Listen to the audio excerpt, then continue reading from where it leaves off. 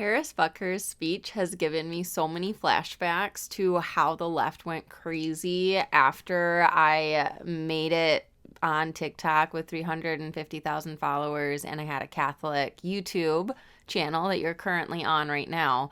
And people went and they found it and how I had hid my faith and this and that. And she holds all these antiquated traditional values. And someone who has a platform like this can't talk about those types of things because they're hurtful, hateful, and don't promote unity and all of these things, right? I think it is so difficult on social media today because people want everything to be perfectly succinct. Like the idea of unity means that we all think the exact same way, which is not truly what unity is. Unity has to do with being able to see people as human beings, first and foremost, right? We find unity in our humanity, which means that we find unity in our differences. In Catholicism, we root our unity in the knowledge and love of Jesus Christ's sacrifice on the cross for our sins, and in the hope that we will one day be resurrected again and join him in heaven, that we would be together with the saints and with God and everything else in heaven. So that's what unifies Christians as a whole. I think it's really sad that with Harrison's speech, you have Catholics who are trying to pick it apart due to semantics. You see the Benedictine nuns who basically said, we believe that creating a Catholic center or a God-centered home and different things. I'm not going to be doing direct quotes through this video. I'm just going to say that right now. But this focus on, okay, so if he had said home cultivator instead of homemaker, somehow that probably would have been a little more well received, where you're getting into these semantics of, oh, well, he used the term homemaker, and that's just, that is a little box into a wife and mother and anything else that we want to focus on having this God-centered home, and that doesn't have to do with being a homemaker.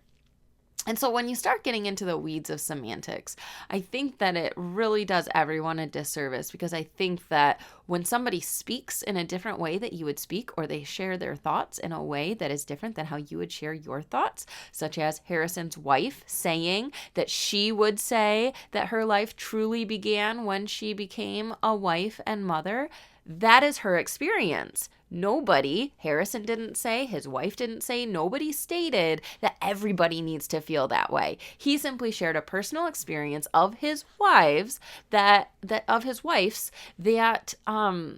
a lot of women do experience. And honestly, when you're entering the sacrament of marriage, when you enter into a sacrament, the purest way that we can feel is that is when our life is truly beginning. If somebody converts to Catholicism as an adult and receives the Eucharist for the first time, and they say, 5 years down the road, they say, man, I really feel like my life truly began when I received the Eucharist for the first time. Why would that be a bad thing? That would be commendable. It's like, that makes so much sense. Like, your eyes were open, you started experiencing the fullness of life, right?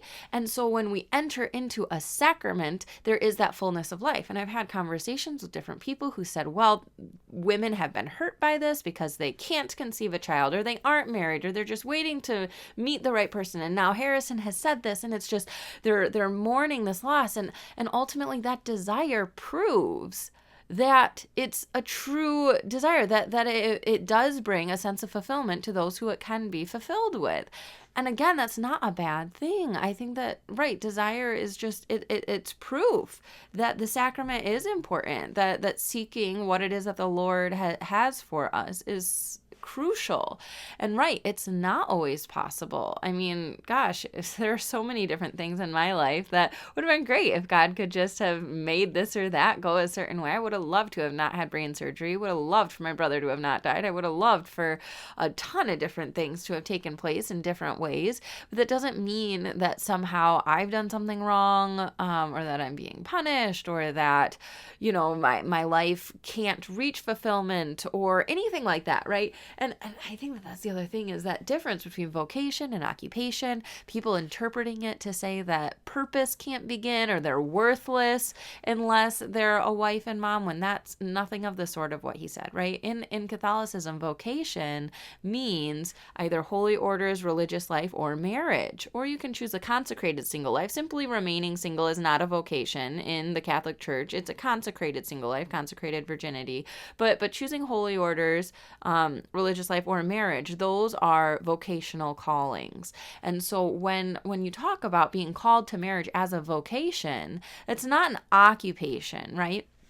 But it is a vocational calling. So I think that having that differentiating definition, knowing that Harrison is Catholic, speaking to a Catholic audience who is very happy to hear it. You know, you watch, I think it was The View that had a Protestant on talking about Catholicism, talking about how she wanted to encourage Harrison to think differently. And it's just like, you're not a Catholic speaking to a Catholic. You are a Protestant trying to debate with a Catholic, and you clearly have a different worldview than he has. I personally share a very similar worldview as Harrison, as many of you know. If you follow my channel, you would learn why I believe all those things and why the church teaches what she teaches in those regards. But hearing Harrison's speech was honestly very empowering and very encouraging for me, because I think that being a homemaker is just such a critical element. And I mean, you really can't be surprised at the backlash on social media, right? The whole idea that stay-at-home moms it's not a real job. But somehow, you know, if you were to send your kids to daycare, the person running the daycare and watching your child, that's a real job. If it's someone else's kid, it's a real job. But if it's your own, no, because you chose it or whatever. Like the daycare worker didn't choose to be a daycare worker. The mother who chose to stay home didn't choose that, or whatever. Like, it's like there are all these double standards that end up coming into play for the stay-at-home mother. But that idea that being a homemaker truly does take a lot of energy. It takes a lot of work to keep your home in order, to have the meal plans, to have the laundry kept up and put away, to, you know, homeschool, which we are doing. You have to have the lesson plans, have the stuff available to do crafts. You need to go on nature walks and field trips and get involved in the community and go on the park play dates. Like, it's all on the shoulders of the mother who's staying home, choosing to be a homemaker or home cultivator or stay-at-home mom, whatever you want to call it. And I just think that hearing Harrison talk about that was it meant a lot to me, which means that I am his target audience. Not everybody is going to be everyone's target audience. That's not what unity means. It doesn't mean that all of us can say, you know, that our minds have to be perfectly aligned so that we all think the same way and would phrase things in the same way and this, and that. Like, that's not what unity is. You can say, I'm going to pray for you, and I can tell you that I'm going to pray with you. It doesn't mean that I think you're saying something wrong. It means that we just have a slight difference in how we feel that certain words are perceived or experienced. And that doesn't make either one right or wrong. It means that we're different, but we can still find that unity. There's still a unity in we want to pray, right? So when you look for common ground, you are going to find it. When you look for disunity, when you look for dissension, you are going to find it. It doesn't matter where you look. It depends on what you are setting your heart and mind on. And when it is focused on Jesus Christ, I do believe that you are able to find what it is that's going to bring peace, because you're able to, you know, just say, oh, well, you know, they hold a different belief there, and so that's how they want to live their life, and that's perfectly valid, and not get offended by it, right? No one can make you feel inferior without your consent, as I believe it was Eleanor Roosevelt stated. And so I just think that there are so many times on social media where it feels like whiplash. There are so many opinions coming in from so many directions. I don't think it's healthy. If you're on Instagram or Facebook and you follow me there, you will have seen that I am taking a break from social media. I've been off TikTok for over a month now. Took all my videos private. I don't know, what my plan is with anything, but I'm now stepping back also from Instagram and Facebook, and will only be here on YouTube, and then I presume also uploading this as a podcast. But my focus on being a homemaker is so important, and for the last 3 years, ever since my content on TikTok with the parenting skits and the boundary skits and the toxic lady that just comes out and always pushes back against everything that you have to say. After all of those went viral and everything else, where my face just really became a familiar face, my whole presence online changed. My whole presence in my home changed because now I could make an income. Now I could focus a little bit more on, okay, well, what strategies could I implement to maximize this platform that I now have? When in reality, I never wanted to do that. I have always approached my videos as I just want this to help one person. If this helps one person, then it has, served its purpose. And I'm all about community and growing together and sharing my authentic experiences. And I think that what happened on TikTok really hindered that. It really just put a wet blanket on the ability to be authentic and to be vulnerable and to be open and to be honest, because apparently honesty is about the worst thing that anybody can do in this world. You're supposed to just virtue signal and lie and just say what people want to hear. I mean, you talk about not being an authoritarian parent because you don't want to create people pleasers, but gosh, you guys really suck. Like, people online, just all you want to do is people please. You want everyone else to be a people pleaser to you, but then you criticize it to the point of saying that, CPS needs to be called on the authoritarian parents that are creating people pleasers. Like, again, it's double standards. There's a lack of awareness, and I'm working on this book, and one of the things that I've brought up now is my time at massage school and how much it taught me. And I talked about projection and counter projection and how those things work and how much of it is prevalent in today's society and how people are just there's such a lack of self-awareness in a day and age where self-awareness is touted as the greatest thing that could ever be, when really it has been such a dissociation of self that people have dissociated from themselves that they actually lack a very fundamental level of self-awareness. And it's really hard for me to see, and it's hard for me to, like, because I want to help these people, right? It's like, why can't you see? And we know that they can't see because they aren't seeking Christ. Like, Jesus says that he will heal the blind, ask and you shall receive, knock and the door will be opened unto you. He says that people can't understand the parables because their eyes are blinded, their ears are dampened, they're deaf and blind, and they can't see or hear the gospel. That's something that somebody has to want their eyes to be open. They have to want their ears to be opened to the truth of Christ. And so that is, it can only come from intrinsic desire. There is nothing that I can do to, force somebody to see something, to make somebody understand something. All I can do is offer my perspective and say, this is how I see it, because I have asked, I have knocked, and God has opened that door to me. And I'm so grateful that he has. And I know that he can open that door to anybody else that just knocks and asks. And I think that that's why I'm so passionate about my faith in my day-to-day life, online, everywhere else. And why I do my best to live my faith out and just love anybody who comes along and want to protect children and want to make sure that everybody is experiencing life in the fullest way that they can, and to utilize our brains and contribute our goodness, be who we are meant to be, show up, be present in our life, all in our lives, all of these different things. And but it's because of, Harrison's speech was very encouraging for me, just as a wife and mother of 4 young children under 6 years old. Just to say, my presence here in the home is going to trump anything.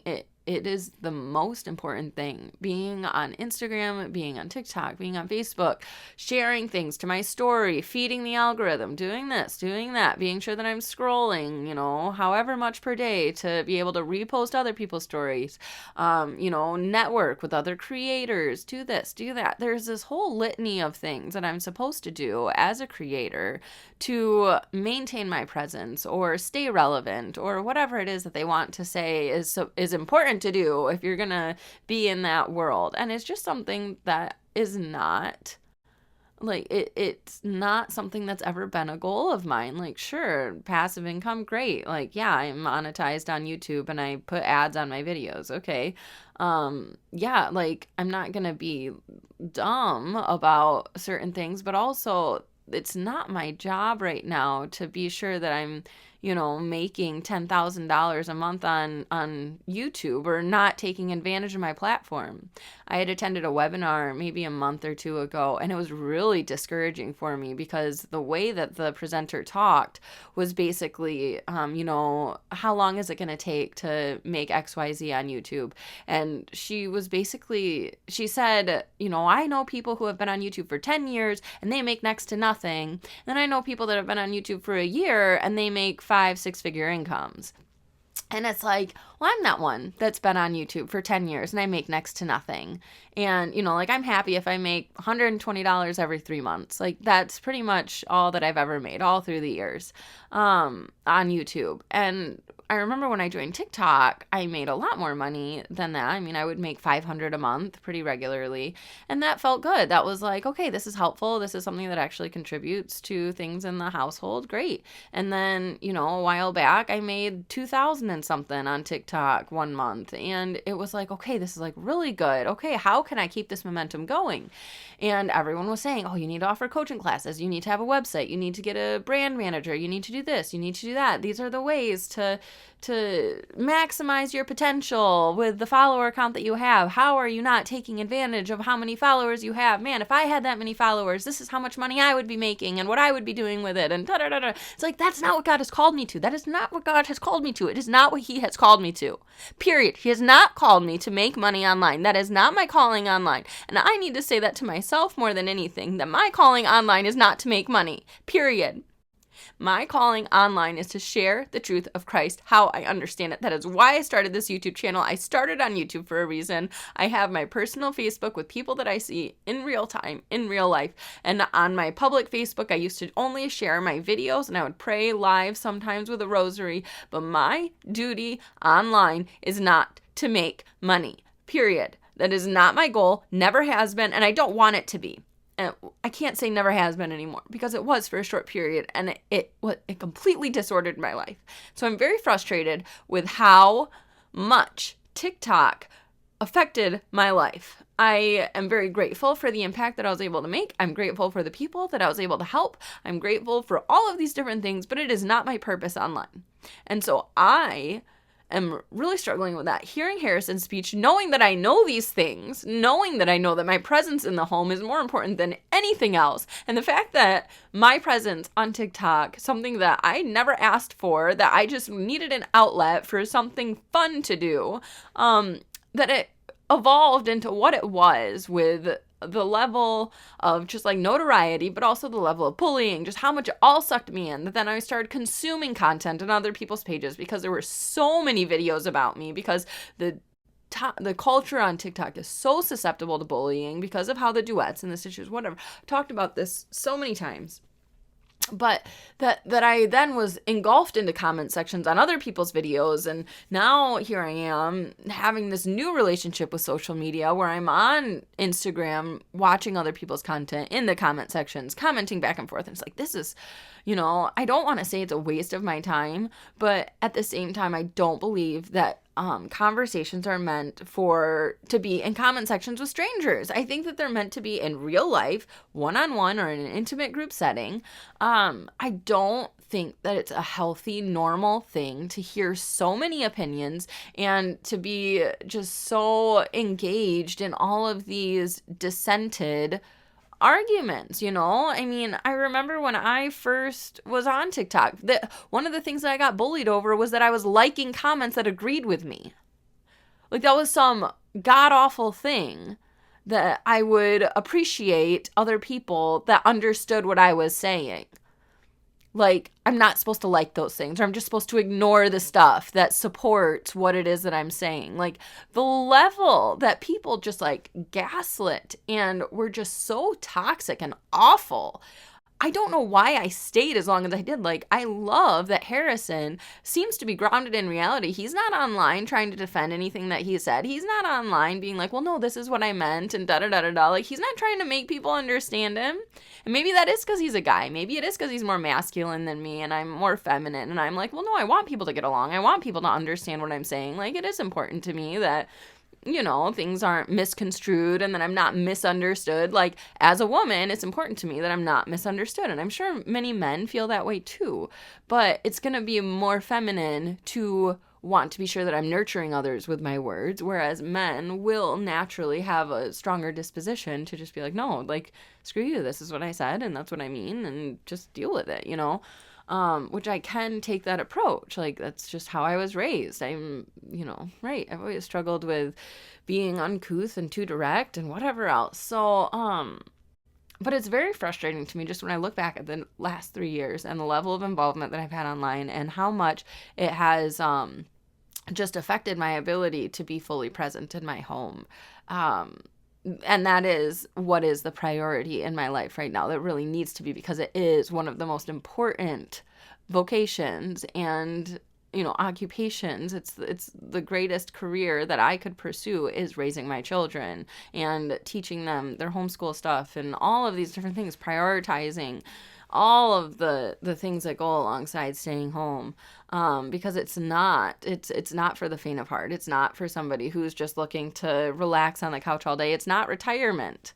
You know, you can't just get up and go on a vacation wherever you want. You can't just do whatever it is that you want. You have children to tend to. You have meals to prepare, laundry to fold, you know, rooms to keep organized, not letting clutter build up, going through toys, making sure that we're keeping things that are important to keep, but like helping them understand what it means to not get too attached to items in this world, teaching them about the faith, blah, blah, blah. And I think the faith part is probably the most natural for me, just how our bodies naturally interact in the world, you know, between massage therapy and Catholicism. I feel like I have a pretty balanced grasp on how the world works. And so I really, I think that I'm exactly where God wants me to be physically, to a degree. But mentally, my capacity is totally stretched thin. I am completely overwhelmed and overburdened, and that's not what God wants for me. And so that is why I am just taking such a huge step back from my time on social media, because I don't think it's healthy. I don't think it's normal. I don't think it's what He ever intended for us, to hear the opinions of millions of people, to scroll comment sections that just have people dissenting or guessing or that don't have the full context of the story, you know, in these mom groups that I'm in, where it's like you have this little paragraph of thing of, oh, well, what should I do in this situation? It's just like, you should probably seek counseling so that they can get a bigger picture of what's going on, because does your husband act this way? Has he ever done that before? You know, what is the pattern in your relationship? There are so many questions, and I want to help people with that type of stuff more than ever, but it's just not the right time in my life for that. I love practicing massage therapy, but right now is not the right time for that. I stopped practicing when I was 24, I think 24 weeks pregnant with my firstborn. Maybe I was 28 weeks, something in there. I stopped practicing then, and I haven't practiced since. It's been nearly, 6 years since I've practiced massage, and I love massage therapy. And so it's like, I don't know. Hearing that speech though, knowing that our values fully align, and just, hearing it from a guy, I think is really important, because you can hear from women all day long about how important homemaking is and this and that. But when you have a man that respects it to that degree, I don't care what society says, that I shouldn't care that it's a man or whatever. I care that it's a man. I care that it's a guy. I love that it's a guy. I think it's very important that it's a guy. And just to hear that from him, to be reminded of my place as somebody who is very direct, as somebody who is very forthcoming. I need men with that disposition, with that, fortitude and whatever, to like come forward and be like, no, this is what the church teaches, and this is the way that it's ordered to be. And so it was really helpful for me. My husband really appreciated it as well, obviously. And so now here I am crying on YouTube again. Why do I cry every time I do these videos right now? I don't know.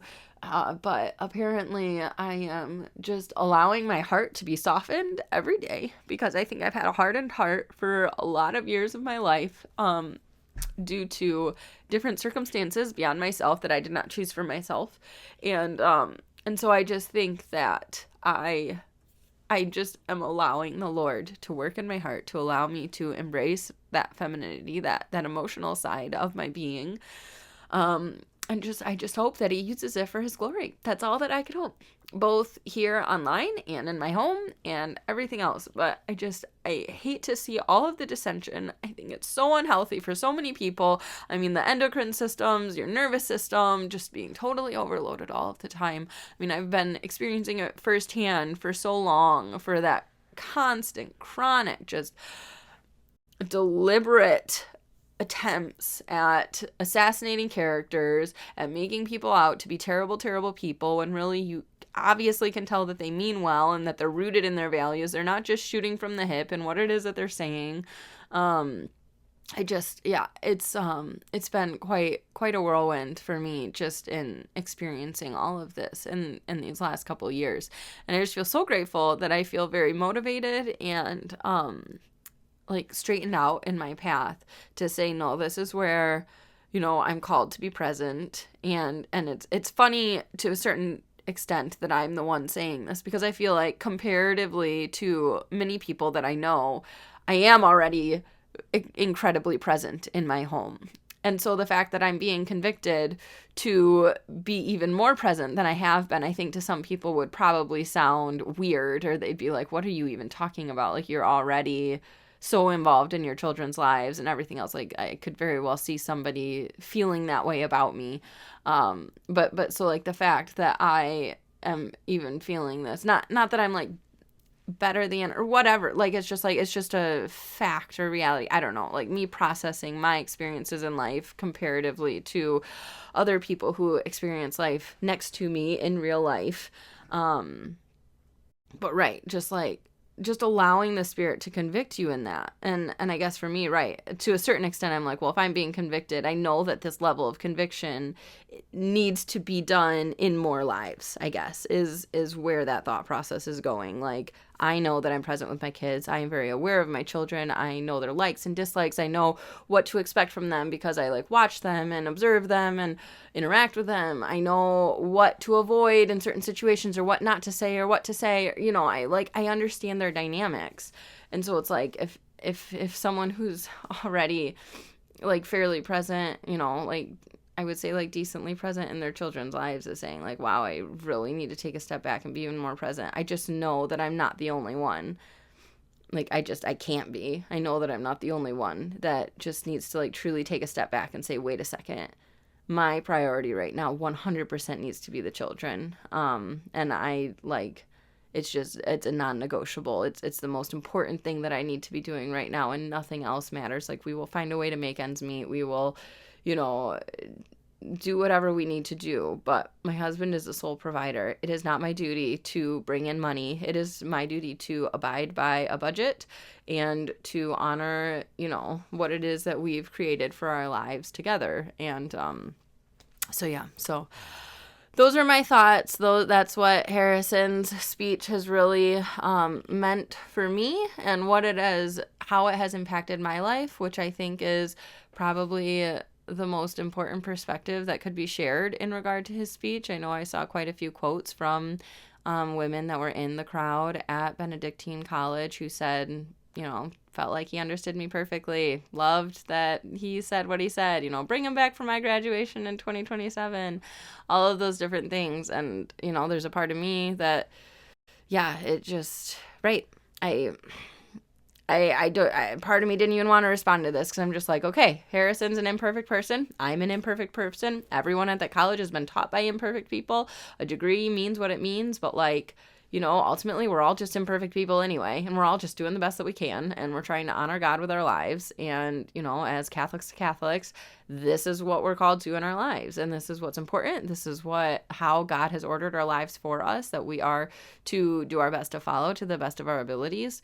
And so I just think that that Harrison hit the nail on the head in acknowledging that and just saying, we need to, like, that is one of the things that I always wanted. I always wanted to be a stay-home mom ever since I was in 8th grade. I knew I wanted to have kids and stay home and raise them differently than how my parents raised me, right? Without total overcompensation, finding that balance between holding boundaries and also letting children be children in the capacity that they were created to be, so that they can learn about the world around them and explore and take risks and learn how to measure those risks and understand that they're, when they make a decision, they have to think about how they're going to feel about it in 5 or 10 minutes, and that whole teach them how they interact with the world, like, and teach them why, tell them why. My daughter today asked me why we wear underwear, and I was like, well, I mean, I can look up when we started wearing underwear if you want, and apparently underwear has been around for like 7,000 years. So it's just kind of like you get to learn with them. And I think that that's one of the most joyous things about being able to stay home with kids, is that you get to see that expression on their face when they learn new things or when something finally clicks for them, and you get to experience all of that with them. I was talking to my husband this morning too. He usually gets the kids out of bed, and the twins have been crying when he leaves for work. And I said, it was a while back, but I remember reading a study that whoever gets the baby out of bed, whoever they see within the first 10 minutes of waking up, like that first 10 minutes of waking up is super impactful on their mental development. And that's probably why they're just like so attached to you in the mornings, because you're the one that gets them out of bed. And, and it was just interesting just to think about that this morning, because it has been an interesting shift away from how the girls always interacted, because obviously our family dynamics in general changed after the twins came along. But yeah, because the girls obviously were always more attached to me, and then so just having these different levels of awareness, but also just by observation without formal science studies out there, it's like you can still have some level of common sense of like, oh, well, a study like this would make sense. Like, you get the children out of bed, like when they first wake up after this long sleep, then they're snuggling with you for a minute. And it's like just kind of a very vulnerable state when you first wake up. Like, you don't really need a scientific study to know or understand that that might happen, but a scientific study can help edify what it is that you may have known. But again, all of those are performed by imperfect people in imperfect environments. And, it's, yeah. So I could go on and on and on and on about so many thought processes I have. I could go on so many tangents that I feel are related to anything that I've stated in this video. So be sure to subscribe, like this video, comment, let me know your thoughts, but know that I'll go on more tangents in more weeks. YouTube is going to be my home base here moving forward. I have a very healthy relationship with YouTube, I feel. Been on here for 10 years, something like that, ever since I became Catholic. And so this is really this is home for me. I like being able to share my thoughts. I love and appreciate this community so much. And I appreciate all of the relationships that have been cultivated through the years. So grateful that my content can be available and accessible. And moving forward, I'm not exactly sure, I say it how often. I'm not exactly sure what things will look like moving forward. But, all that I do know is that my family is going to remain my priority. I'm going to leave Patreon open for the time being.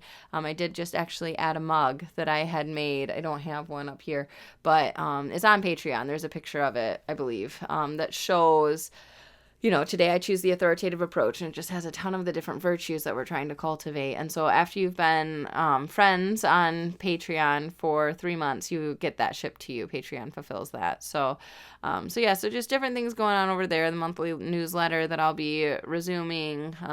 There are certain, I think it's the best buddies or confidants or somebody over there. One of the tiers I write to every month, and just trying to establish relationship and like genuine connection, because I think that is what is lacking so much in our society. So God bless you. Thank you for tuning in today, and I look forward to chatting with you again soon. Take care.